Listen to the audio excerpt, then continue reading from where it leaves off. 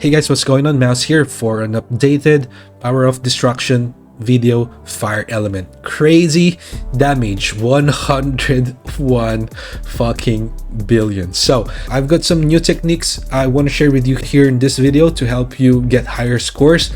We're skipping the basics today, by the way, because we've all been doing this for months now and we already have several guides covering it. I'm sure you guys already know how it works. So this time we're just focusing on the more specific stuff, especially the advanced techniques, the things that can actually push your score even higher. Things that I myself learned literally just yesterday trying to reach this score. So yeah, let's go ahead and break it down. So obviously, we're still going to be using the manual ultimates here at the start of the run. And the reason why we do that, of course, not just in PoD, is because we don't want Esil to autocast her ult right before she unloads her stacks, because that will delay everything and completely mess up her rotation. And the good news is that this is now actually fully viable because Kanae's basic skill cast have already been fixed in the recent patch. So even if you're fully manual, she will still use her basic skills. And also, just to mention, the fan bug that we reported months ago that we made a video on, finally fucking fixed. After so many months. That's crazy. It took them so many months to fix this. But anyway, so now we can go full manual ultimates and have better control over Esil's stacking. Of course, you can still do the old on and off auto trick if you want, but this pure manual setup, of course, is gonna be more reliable and will make your runs more consistent. So your hunter positioning at the start matters a lot. It decides who goes left and who goes right. So for this strat, just copy this formation, and at the start, what I do is I cast the fan immediately, then dash to cancel it. Your goal here is to deal damage to the opposite hand using your Phoenix Bow, around 55, just enough damage so that Esil can only use one skill. Now the challenge here is synchronizing both hand breaks, because you have to break the opposite side first and then your own side. If you mess up the positioning, the timing, and the order, Esil will jump to the broken hand and you'll only get 8 to 10 stacks. But if you do this right through practice, you will consistently get 14 or 15 stacks right at the start. Now, in connection to the opener, I want to talk about Gina's debuff, because this is something a lot of people miss, including me, because Gina has this fire damage taken debuff, gravity boost 10%. So in this case, the best opener is when the boss does this specific attack pattern that lets Gina cast her debuff near the head.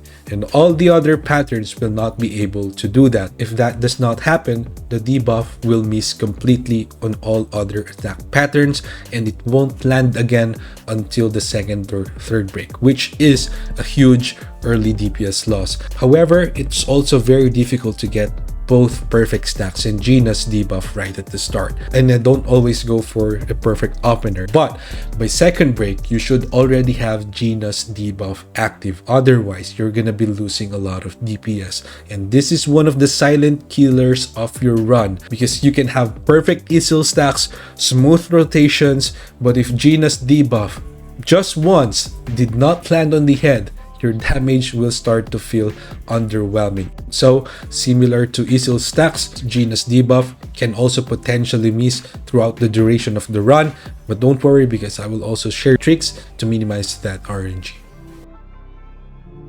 Now moving on to the second break, use Esil's ultimate along with the fan, but only do this if you got 14 or 15 stacks early, because this will keep her cooldown rotation clean, and if you land it right, you will always get 34 or 35 stacks on the second break. And that is the only start that I personally look for in my run. If I do that, 34, 35 stacks with Gina's debuff, then I proceed with the run.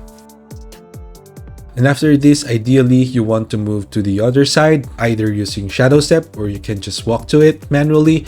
The reason you might want to do that is because firstly, you want to instantly destroy the hand where Gina is using the Phoenix Bow, so that she does not cast her first skill on the hand instead of the head, because you will lose the debuff if she does that. And number 2, Esil needs stable targets to maintain her skill rotation, and moving here over in this side will delay the handbrake for Esil so she can still cast the skills, make her rotation smooth, and lock her AI into a better pattern. Now around the 3-minute mark, Esil will launch her swords as you can see here, and make sure to always cast her ultimate only after she unloads those stacks, not before. This will keep the stacking window clean and uninterrupted. This should go on until the end of the run. Now this is something that's crazy actually.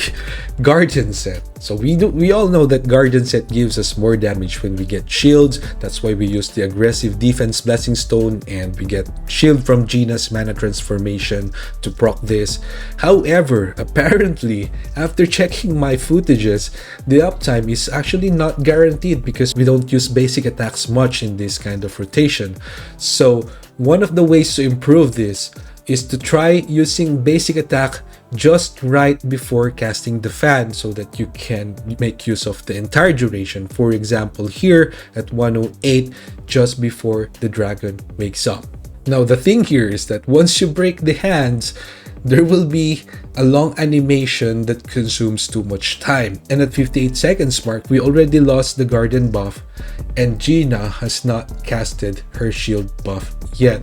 So the solution here is to time your ult in these kinds of situation and proc the Guardian using the Nameless Demon Core or this Blessing Stone to give your Phoenix Bow core attack with the Sonic Stream buff bonus damage. And of course, for the other circumstances, it will be unavoidable because you won't always have the ultimate ready. But in this case, at least you will have a couple of attempts wherein your damage will be maximized.